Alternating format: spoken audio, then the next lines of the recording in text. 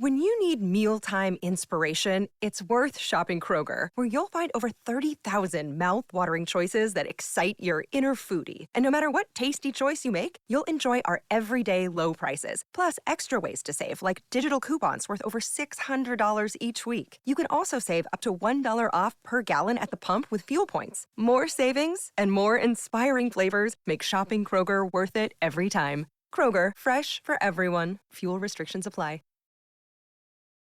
You're listening to the Archaeology Podcast Network. Hello out there in Archaeology Podcast land. This is Dr. Alan Garfinkel. I'm the president and founder of the California Rock Art Foundation. And what we do is we identify, evaluate, manage, and conserve rock art both in Alta California and in Baja California. We conduct field trips, we have trainings, exercise, we do research, and in every way possible, we try to preserve, protect, and coordinate treasures of Alta and Baja California rock art, of which there are many and diverse. We also work closely with Native Americans and partner with them to recognize and protect sacred sites. So for more info about the fabulous California Rock Art Foundation, you can go to carockart.org. Also, I'm open to give me a call, 805-312-2261. We would welcome sponsorship or underwriting, helping us to defray the costs of our podcasts, and also membership in California Rock Art Foundation. And of course, donation, since we are a 501c3 nonprofit scientific and educational corporation. God bless everyone out there in podcast land.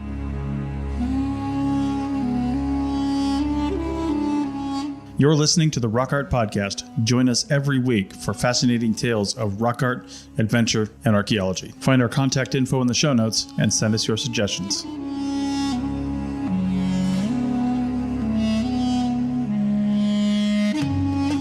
Hello out there in Archaeology Podcast land. This is Dr. Alan Garfinkel, your host for episode 120. We're going to do a deep dive into the archaeological and rock art site of Little Lake, right there on the eastern skirt of the Sierra Nevadas and the very edge of the Coso Range. We'll do a virtual rock art tour and answer some of your questions about what's so interesting about Little Lake.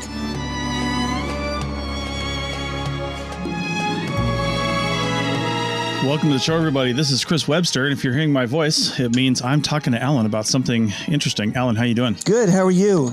Very good. Very good. I welcome a chance to catch up and talk about some interesting things in the world of anthropology, archaeology, rock art, etc. Yeah. So we were talking before the show about what we're going to discuss on here, and something that actually comes up a lot in your life. And I see the California Rock Art Foundation newsletters, and it comes up in there as well. And that's Little Lake, California. So we're going to talk about that today, what Little Lake is, what it means, and really what also near the end, we'll talk about what the California Rock Art Foundation field trips out to Little Lake look like. You're actually running one this Sunday, which if you're listening to this podcast is actually in the past. So you can't sign up for that one. Exactly. But another one might pop up and you can go for it and then go on that one. But why don't we place Little Lake in the world and tell people where it's at and what it is? Yeah, so Little Lake has been a place that's been part of my sort of anthropological, archaeological journey for about the last 50 years. Mm-hmm. It's located right along Highway 395 in eastern California. It's just on the southernmost border of Inyo County as you head north into what's called the Owens Valley, which is on the eastern skirt of the Sierra Nevada, the far southern Sierra Nevada. And the Owens Valley is where there's, some very famous rock art, but also some wondrous geological formations. The highest mountaintop in the domestic United States is there. In Lone Pine, mm-hmm. Mount Whitney, of course. Yeah, it's Mount Whitney. Yeah, just north of Bishop. And it's mm-hmm. known as the longest valley. It's an extraordinarily beautiful area of California, and one I've had the pleasure of learning about and visiting and doing various studies in for on and off for many, many decades. So Little Lake is a spring-fed lake that's along that highway, and you'll see it. It's rather small, and it is sort of coterminous or coincidental with the initiation of the volcanic basaltic flows that you begin to see as you enter Rose Valley and the Owens Valley. Any of that make sense? Yeah, it does. And I've seen it many times going down Highway 395. You can see it right off the highway there. And the whole eastern side of it is just a basalt wall and then kind of going on the southern side of it too. And that's exactly right. It is a big basalt wall. It's a basalt flow that heads into the Indian Wells Valley just north of Ridgecrest and that area. And literally the basalt stops. It stops right there. And what's interesting about Little Lake per se, the location and character of that particular spot, is it is where the basalt, the black basalt of what's called the Coso Range, touches the white granite of the eastern skirt of the Sierra Nevada. There's a constriction right there, there. And that's where we have Little Lake. Way back when Emmylou Davis was doing her work there in that part of the country, she enlisted a gentleman famous for his work in researching and reconstructing the prehistoric environments of the Great Basin. His name was Peter Meringer, okay? Mm-hmm. And what Peter did was get a boat and go out on this little lake, right? And then try to core the lake and retrieve that core and date the radiocarbon elements to see how old the lake is and to reconstruct the climate, the paleohydrological environment that existed for the last 1,000, 2,000, 3,000, 4,000, 5, 6, 7,000 years ago. And what he found was his core could not even get to the bottom of the lake. And there was a lake or a lacustrine moist arena there continuously for the last 5, 6, 7,000 years. Wow. Okay. So you've got that lacustrine environment, that moist meadow and a actual lake of, fresh water that exists there for almost a continuous time from the Middle Archaic right through to historic times. Awesome. So what kind of significance did this lake really have to the people that lived in this region, given the fact that, it's not the only lake around, but it has been there for a really long time. And, can we tell what significance it had based on the rock art that's there or any other associated artifacts? Well, given that it's a freshwater lake, right, which is rather rare, the average rainfall in that southwestern corner of the Great Basin is 3 inches. 3 inches of rain, okay? So you're talking about an oasis in the Mojave Desert. It's also right there on the interface between what we call the Mojave Desert and the deserts of the Great Basin. Mm-hmm. Now, because of its existence throughout prehistory and history, there was, of course, a travel route that was used by the miners and by the other people that wanted to travel that area. And they had a stage station there in the 1850s.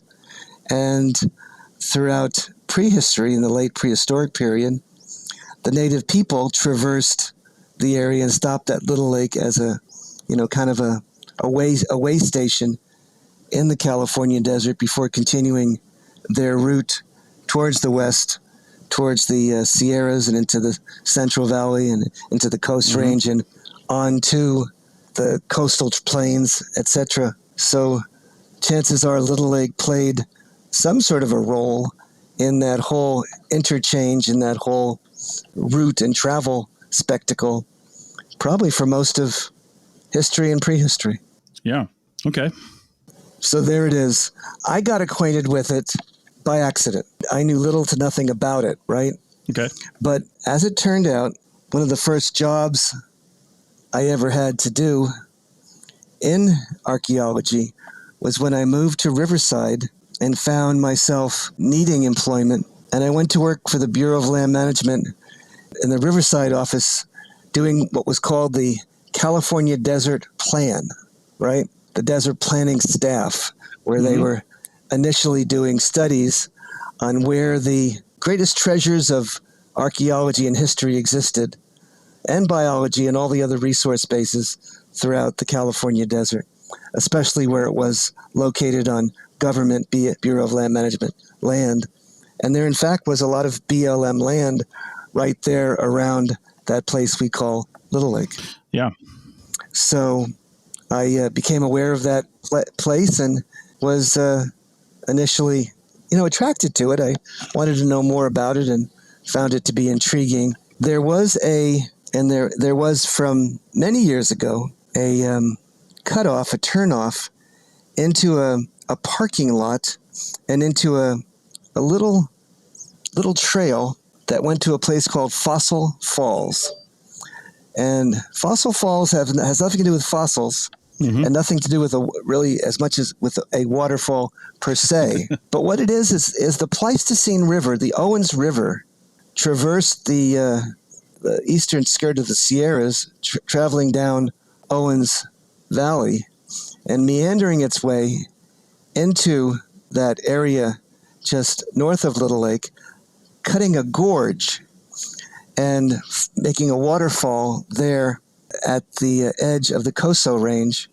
And so there's a dry waterfall that exists just north of the natural physical feature called Little Lake. Yeah, I've never been over to Fossil Falls, but I always see the signs for it. And I've been meaning to get out there someday. Yeah, well, it's remarkable. What you see is a bunch of scoured and fluted boulders, right? That exist. Yeah, almost as though it was a mosaic or a sculpture, a natural sculpture. And people go there because of the fantastic fluted forms that they can see, and because of the beauty and drama of that particular spot. It's a rather dramatic and exquisitely engaging place. How's that? Nice. All right. I think that's probably a good place to stop. And then on the other side, we'll talk a little bit more about the rock art at Little Lake and what you can expect to see there. We'll be back in a minute. Okay, you can do this. I know. Carvana makes it so convenient to sell your car. It's just hard to let go. My car and I have been through so much together. But look, you already have a great offer from Carvana. That was fast. Well, I know my license plate and VIN by heart, and those questions were easy. You're almost there. Now to just accept the offer and schedule a pickup or drop-off. How'd you do it? How are you so strong in letting go of your car? Well, I already made up my mind, and Carvana's so easy. Yeah, true. And sold. Go to Carvana.com to sell your car the convenient way. When you need mealtime inspiration, it's worth shopping Kroger, where you'll find over 30,000 mouth-watering choices that excite your inner foodie. And no matter what tasty choice you make, you'll enjoy our everyday low prices, plus extra ways to save, like digital coupons worth over $600 each week. You can also save up to $1 off per gallon at the pump with fuel points. More savings and more inspiring flavors make shopping Kroger worth it every time. Kroger, fresh for everyone. Fuel restrictions apply. Your cardiologist knows your heart, and your mom knows how to mend your heart. Your ophthalmologist helps you see, and your best friend makes you feel seen. A visit to your physical therapist can heal your shoulder, and a visit to your grandma can heal your soul. Your health is a journey you don't take alone. Just like the people around you, all of us at Kaiser Permanente work together to help care for all that is you. Learn more at kp.org. Kaiser Permanente, for all that is you. Welcome back to episode 120 of the Rock Art Podcast. And we're talking about Little Lake, California, a really small but special and unique place in the prehistory of California and that region and just the native people there. So let's talk about the rock art that's there. That's obviously what we want to discuss on this show. So what kind of density is there? It's nothing like some of the stuff at China Lake Naval Weapons Center, like we've talked about. I don't think anything's like that. But what kind of rock art density what can you find there? Well, believe it or not, it's not too different from the density that we can find within the the Coso Landmark National Register District. I was retained as a graduate student at UC Davis to do the Cultural Resource Management Plan for Little Lake and Fossil Falls. And so I spent the better part of several months at least walking along and looking and studying and meeting and talking and trying to get a bead on what exactly Little Lake was, what archaeological resources are there, what the rock art was there, and what that all could indeed have meant to the native people. And Yeah. it is a remarkable place, a very remarkable place for a variety of reasons. The most diligent work that really has uncovered or discovered the character of that place was done by Joanne Van Tilburg as part of her work at the UCLA Kotzen Research Institute. She had 80 volunteers, 80, Wow. that volunteered for a week or two every year for 10 years Jeez. to somehow record and document as best she could the rock art of Little Lake. And she ended up recording over 6,000 individual instances of rock art at Little Lake. Wow. That's impressive. And she says she may have gotten maybe 80% of it at best. She was using sort of old school rock art recording techniques. But one of the things that is very striking about Little Lake is that of those 6,000 instances of rock art, 20% of them, which would be on the order of what, at least 1,000, right? Of those are called Nummic scratched. Our friend the Nummic scratched. Yeah. And so that exists in great profusion. And Joanne Van Tilburg argues that it's probably related to the historic women who occupied that place and scratched imagery relating to their subsistence and ceremonial and religious life there at Little Lake. I don't think we've talked about Nummic scratched in a while because we've been focusing on some other things. Can you describe what that looks like again for our listeners? And for me, because I remember a little bit of it, but I haven't seen it in a while either. Yeah, Nummic scratch rock art is a little bit different. It's not something that was readily recognized until relatively recently. It's, if you go back to 1968, where they talk about Koso rock art with the pioneers of trying to characterize the rock art of that region, there was no mention of it at all. And so only recently they were able to discern that what they thought was maybe graffiti was actually historic or late prehistoric engravings, little tiny etchings, very thinly etched and scratched into the rocks. Some thought at one time to deface or embellish the older images that were done at a much different fashion, technologically crafting these much thicker and much more embellished and much more deeper and representational or naturalistic elements. The Nummic scratched is typically done as a cross-hatching or a set of diagonals or some sort of largely completely abstract and non-naturalistic and non-representational series of designs that are on other rock art or on rocks themselves. And they're done in such a superficial way that you can't really see them very well or see them at all. Only with glancing light or with special cameras or using different techniques, or hopefully if the clouds have covered up the sky, you can catch a glimmer of what's called Nummic scratched.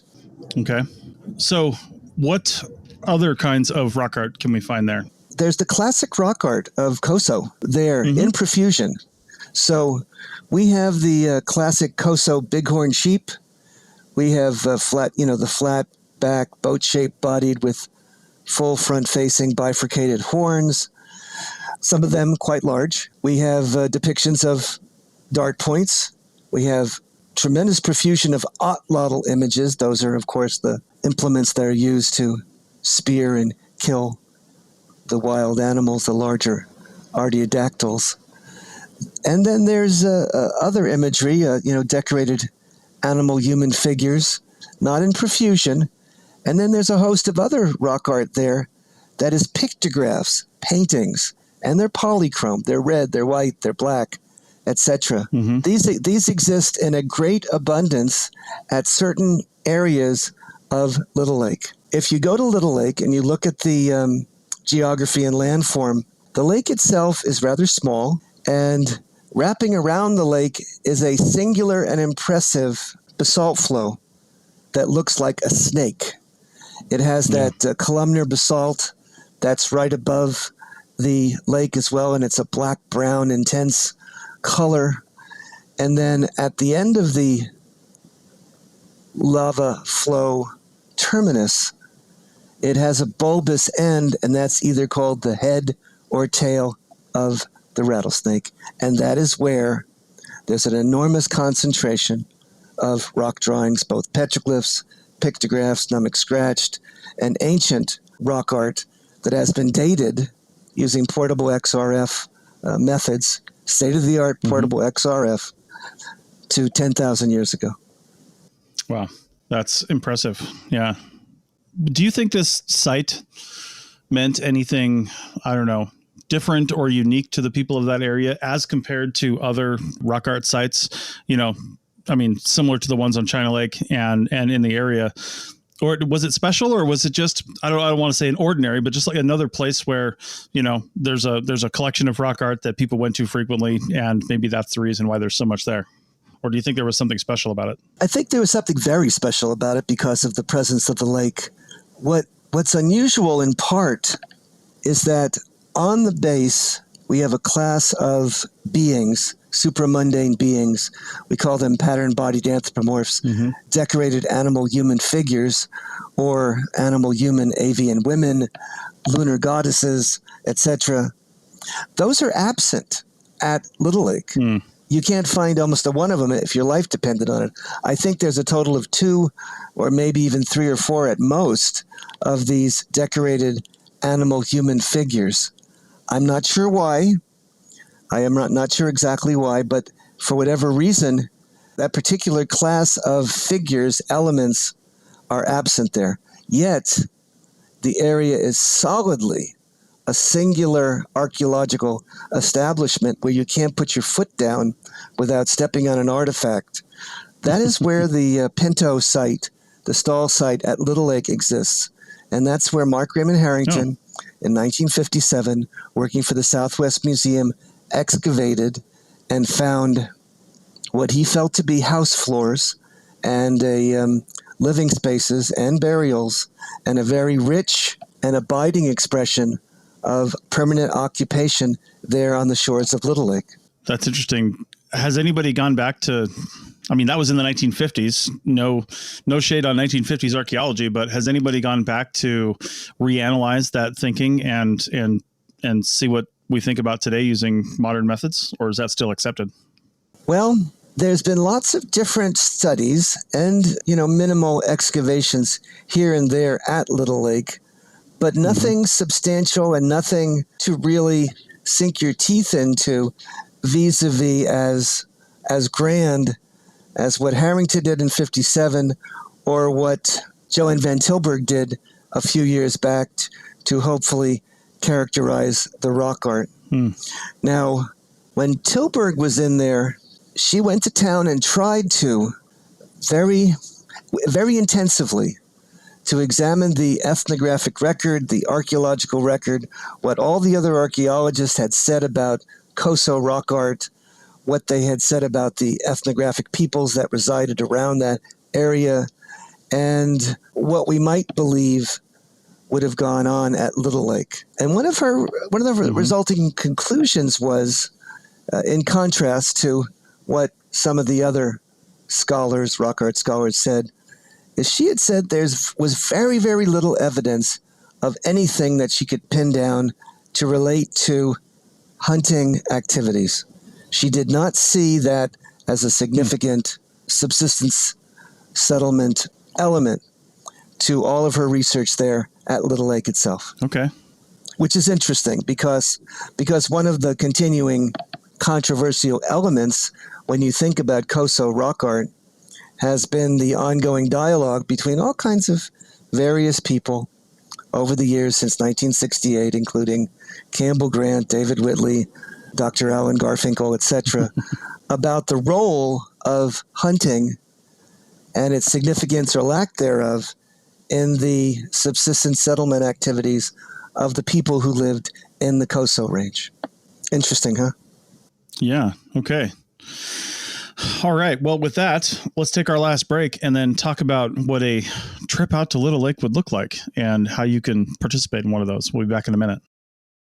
When you need mealtime inspiration, it's worth shopping Kroger, where you'll find over 30,000 mouth-watering choices that excite your inner foodie. And no matter what tasty choice you make, you'll enjoy our everyday low prices, plus extra ways to save, like digital coupons worth over $600 each week. You can also save up to $1 off per gallon at the pump with fuel points. More savings and more inspiring flavors make shopping Kroger worth it every time. Kroger, fresh for everyone. Fuel restrictions apply.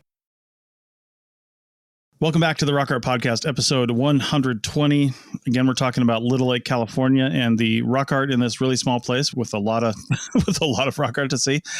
So you might be asking yourself, well, how can I get out there and really check this out? First off, can just an average person, if they know where it's at, visit this site, or is it protected or blocked or somehow? Can anybody get there if they know where it's at? So that's a very good question, very astute question.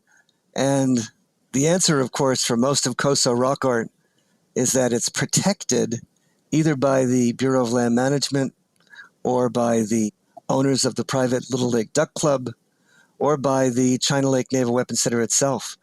So this concentration of rock art is locked up behind fences and guarded. It's highly protected. Now, there is some available on the outskirts and fringes that you can see and go and visit.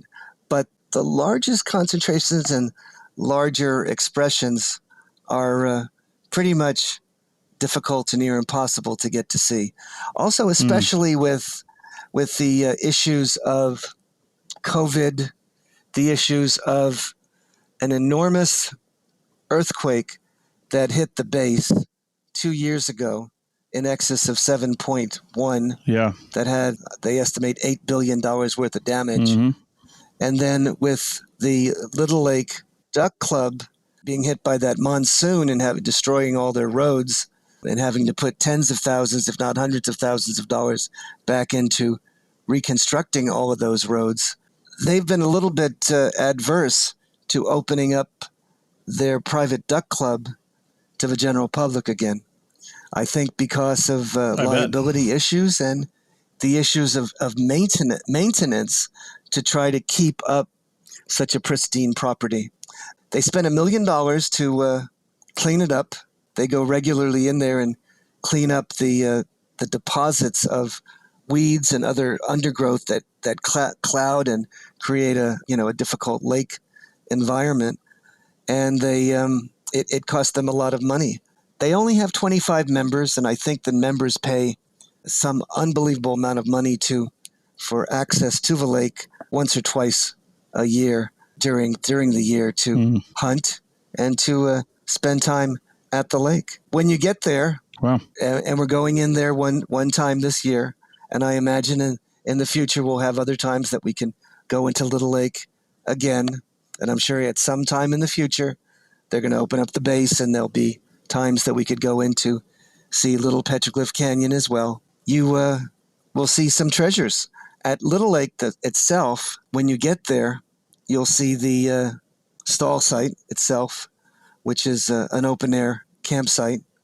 It's covered in huge flakes of obsidian because the COSO obsidian quarry is less than a couple miles away. And so it's covered in these enormous flakes that were thinned down for the manufacture of what they call bifaces or rough outs and huge dart points. There's also a rock shelter there that has a rock image in there relatively recently, and a lot of other pictographs that can best be seen using D-Stretch.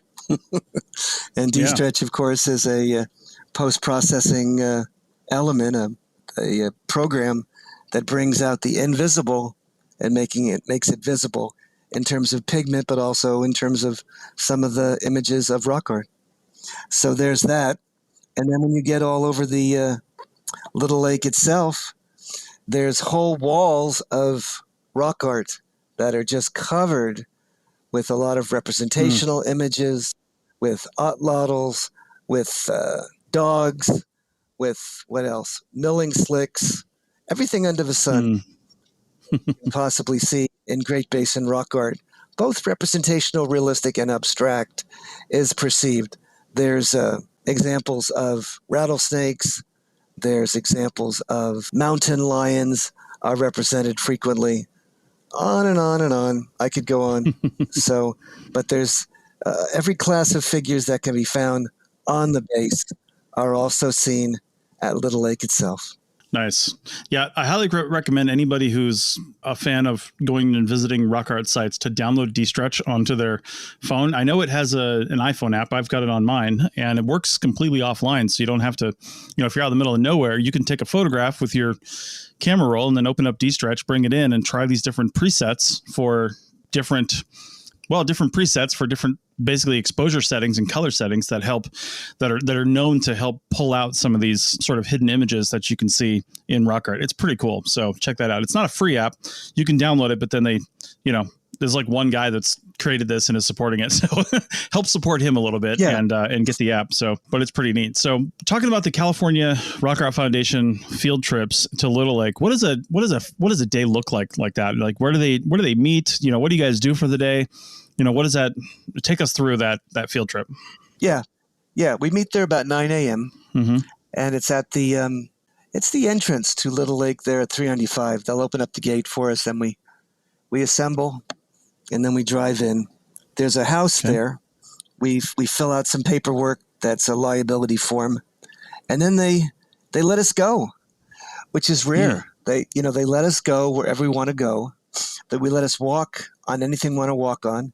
They let us touch whatever we need to want to touch, and that's unheard of, by the way. You normally don't have that freedom to sort of get intimate with the rock art as you do at Little Lake. So people take advantage of that to photograph it up close and personal. They also are able to see things that they've never really seen before with such an amazing concentration of representational, naturalistic, paintings, rock art, archaeological features, open-air campsites, flakestone. It's got everything under the sun, all packaged up under one umbrella. Wow. So it's impressive. Really cool. Plus, it's a beautiful It's a beautiful place.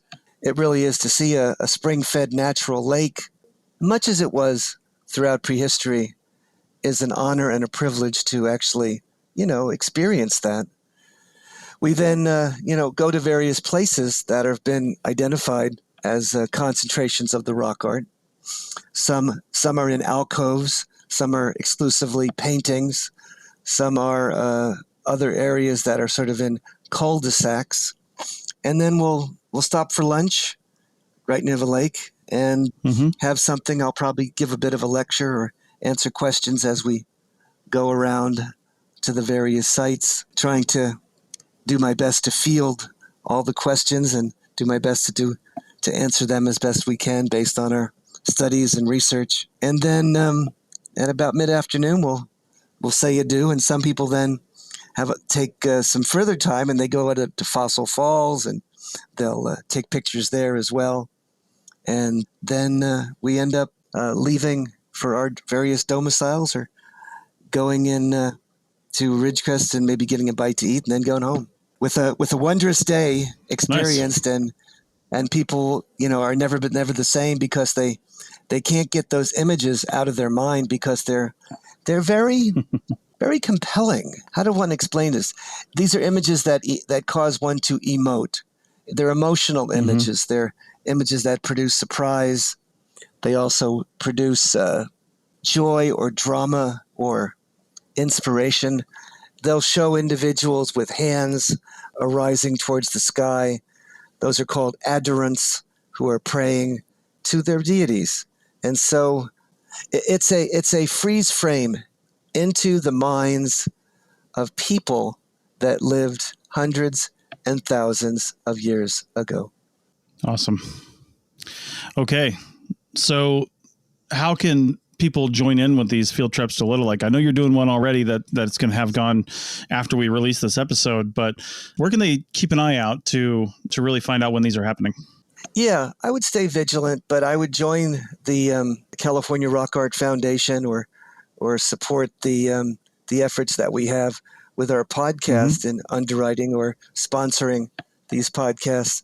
And we'll keep you apprised. Also, there from time to time, we have situations where we can get in to interesting places that have remarkable rock art. And we sometimes have those field trips that are on rather short turnarounds. So we will blast out a quick email and get people there rather quickly. Nice. Okay. Well, the California Rock Art Foundation is at carockart.org, and that is always linked down in the show notes, so you can go check it out. And if you scroll down to the bottom of that homepage, you can enter your email address and get their newsletter. And there's a lot of good stuff in the newsletter. Things like these trips are sometimes announced there if they have time and things like that. So definitely check that out. I think with that, Alan, do you have any final thoughts on Little Lake before we end the show? Well, it was interesting. We just came back from the Society for California Archaeology meetings in Riverside. We spent a couple of days there. And I know this isn't a cultural resource management platform per se, but I did confirm that here we are in California, right? That it's ground zero for the greatest concentration of cultural resources professionals anywhere in the world.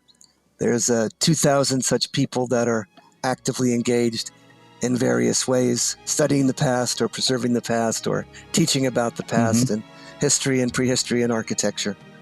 And that's rather exciting. And join us for the ability to see and experience some of these magnificent sites. And I'll see you on the flip-flop, gang.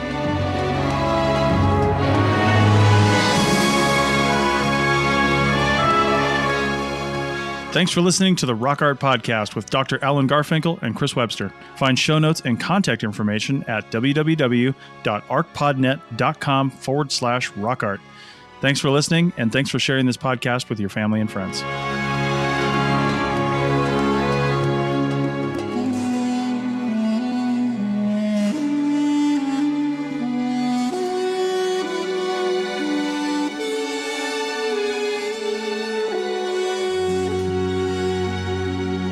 This episode was produced by Chris Webster from his RV traveling the United States, Tristan Boyle in Scotland, DigTech LLC, Culturo Media, and the Archaeology Podcast Network, and was edited by Rachel Roden. This has been a presentation of the Archaeology Podcast Network. Visit us on the web for show notes and other podcasts at www.arcpodnet.com. Contact us at chris@archaeologypodcastnetwork.com.